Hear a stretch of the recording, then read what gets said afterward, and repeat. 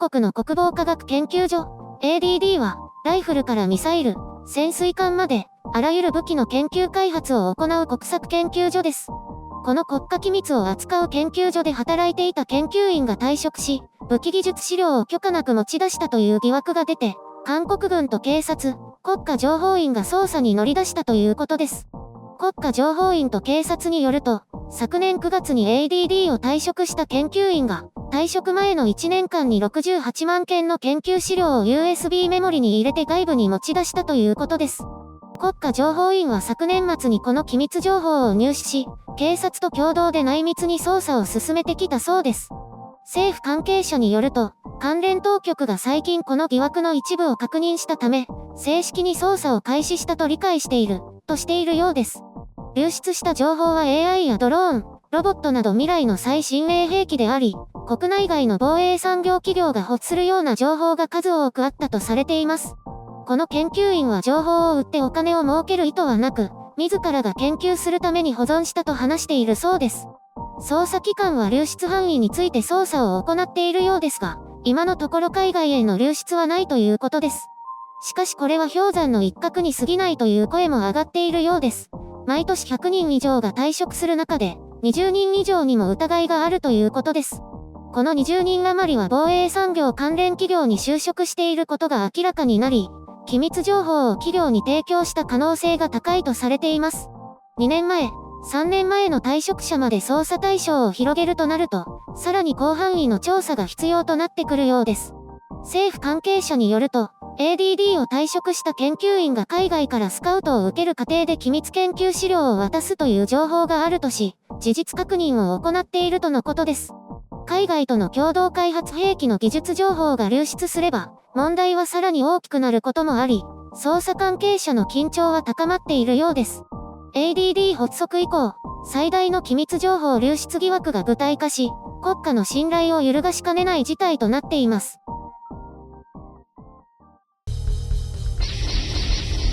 編集所官。いろいろ語るところはあるかと思いますが、まずは USB メモリで簡単に情報を持って帰れるのかというところですね。これが2010年頃ならまだしも、昨年であれば2019年、国家最高機密を扱う機関から USB メモリを挿してデータを移しても誰にも感づかれないなんてことがあるとは信じられません。機密情報へのアクセスは、そのレベルごとに厳重に監視されているはずですし、USB ポートの監視というものは10年やもっと前からあるはずです。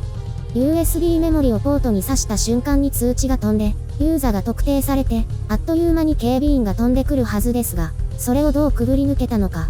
あるいはそんなものが何もなくて、性善説に基づいて国家機密情報が管理されていたのか。監視システムを破って持ち出したのか。承認を得た USB メモリを使ってそこから情報を移したのか。いずれにせよ情報保護システムが正常に機能していなかったというわけです。外部からの攻撃で流出したのではないというのは幸いかと思います。しかしこうして簡単に情報が持ち出されるのであれば、外からの防御力もいかほどかと疑いたくなります。さておき、基本的に退職後しばらくは同業種に就職できないよう、就職時、または退職時に誓約書を書かされるわけですが、こういったものもあまり守られないようですね。巨額の年収を提示されて技術情報を流出させたという話はこの極東地域だけでも星の数ほどあることでしょう。今でも電化製品、半導体、液晶などはまるで技術交流会をやっているかのごとく次々と技術者の引き抜きによって情報が抜かれていきました。そんな中で、各国が様々な対策を取ったもののどうにもなっていないのが現状ですね。以前聞いた話では、中国なんかは表向きは大学の職員として採用されて、そこで企業から依頼を受ける形で技術を移転していくそうなんですね。そうすれば同業種に転職したわけではないので問題ないということらしいです。もう中国の大学に招かれること自体異常ですけど。韓国の武器情報となると、中東諸国からのラブコールが多いようです。兵器開発にお金をかけられて、韓国レベルの情報が欲しいということでしょう。情報というのは今回のようにファイルとして持ち出さなくても、頭の中に入っているわけですから、接触できれば直接引き出すこともできるということです。こうしたスパイ行為はどの国も巧みにやっていて、しかも活発でしょうから、努力をしてもなかなか止められないというところではあります。逆に韓国は今回よく突き止めたとも言えるわけです。ただ本当に氷山の一角だとすると恐ろしい話です。その一時期のお金に目がくらむのか、それに加えて人から熱烈に頼られることで心が傾くのかわかりませんが、国の安全保障に関わるわけです。一人一人の研究員にそうした自覚を持ってもらうことが最大の防衛策ではあるんですけど、やはりそれぞれ悩ましい事情があって、お金のためにやってしまうんでしょうね。バレるわけがないとか思いながら。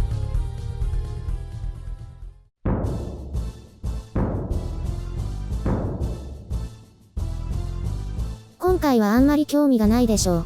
武器の話だしこういうビジネスの暗部の話だし。ところがどっこいそうでもないんですよ。私が働いている会社でも似たようなことがありました。そうなの？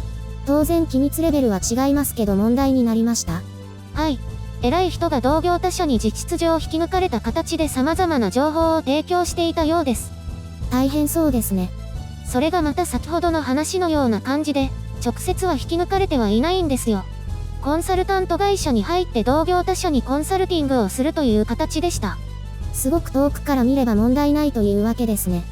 建前上はそういうことですかね。でも最終的にはその競合他社の役員になったわけなんです。本当にベタな展開ですね。業界も狭いですからそんなに堂々とやるとすぐに情報が伝わりますし、そうでなくても急激に成長して目立っていましたからね。そんなに重要な地位の人がそういうことをやってしまいましたか。なのでそういうのを考えると、結局全く別の分野ではなかなか働けないじゃないですか。だから自然とこうなってしまうのかなと思いますね。でも国防の場合は法律的には難しいかもしれませんが、追跡調査や監視を行ってでも機密情報を守っていかないといけないと思いますね。民間ではそれは無理ですよね。プライバシーの侵害になるでしょうし。そこは重要度の差だとは思うんですよね。まあ韓国は自由民主主義ではありますけど、南北問題もあって、ちょっと特殊な国ではありますから。でも他の国でもきっと起きているんですよね。日本でもネットでの攻撃ではなくて、元自衛官が情報を漏洩していたなんて報道がたまにありますからね。それも氷山の一角かもしれないですよね。そうですね。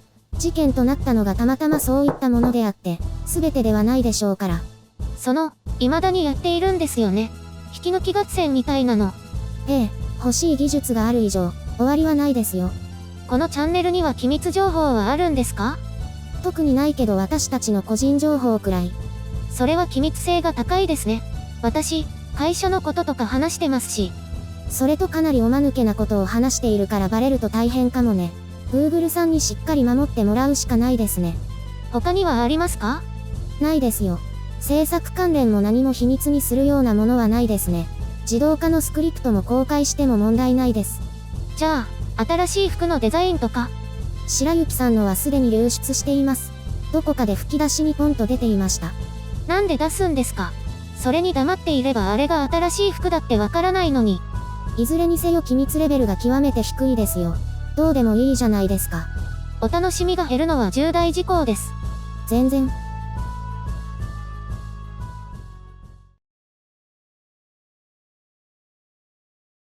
非常事態宣言はどうなるんですかね。このままだと髪を切るのが6月くらいになってしまいますよ。現在 108% ですからね。肩までいっちゃうかもですね。ちょっと最初の状態と並べてみましょうか。どうですか？かなり伸びていますね。ちなみに5月末までだとこうなります。こんなに長くなったら結んだ方がいいんじゃないですか？結んだ時の髪型をかけと、どう結ぶの？後ろに1つか左右に2つか。最近ね、18時45分にプレミア公開を始めてからいっぱいいっぱいなんですよ。制作が、他のことができないくらい。絵を描いている時間がないってことですか？そう。前回なんてできたのが7分前ですよ。本当は24時間前にアップして通知しておきたいんですけどね。1日休めばいいのに。昨日は本当に休めばよかったけどついやってしまいました。定休日を決めたらどうですか？それも検討します。でも無理な時は自由に休む方が気が楽かな。また新しい仕事が来てちょっと大変で。のんびりでいいんですよ。私みたいに。それは見習いたいです。自由な時間がたくさんあって羨ましいです。でもやることはきちんとやっているんですよ。毎日トレーニングもしてるし。それと、前回の動くランキング表とかカメラみたいに無駄に時間をかけなくてもいいんじゃないですか？それぞれ30分もかかってないから、カメラも本当はもっと綺麗に仕上げたかったくらい。それでもやらなきゃ1時間は余裕があったのに。他のチャンネルなんてほとんどふわふわして読んでるだけですよ。ここも最初の2つはふわふわして読んでるだけですよ。ああ、このおまけの2つのパートが余計なんですね。なくてもよくないですか？なければ楽だけどね、つまんなくない？私の可愛らしさが発揮できないのは非常に残念ですけど、制作効率化のために我慢します。ひょっとしたらしばらく試すかもしれませんが、おしめのところで言いたい放題言えるのが意外と重要だと思うんですよ。じゃあただ突っ立ってればいいんじゃないですか？そこはなんとか効率化できるようにします。まだまだ勉強不足です。応援しますけど、無理せずバッサリやってもいいんですよ。検討します。バッサリいけば1日2本作ることもできそうで、そうなればビジネス的にも成り立つんでしょうけどね。けどじゃないですよ。制限された中でたくさん伝えたいことを詰め込んでください。ビジネス的観点は重要です。考えますし、試してみます。はーい。頑張ってね。いいね、お気楽で。約束です。